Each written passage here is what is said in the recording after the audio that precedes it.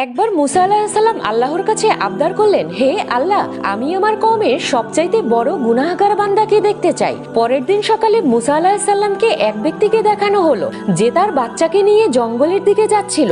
মুসা আলাইহিস সালাম আল্লাহর কাছে বললেন, হে আল্লাহ, এবার আমি সবচেয়ে নেক বান্দাটিকেও দেখতে চাই। কিন্তু সন্ধ্যার সময় আবারও সেই সকালের ব্যক্তিটিকেই দেখানো হলো।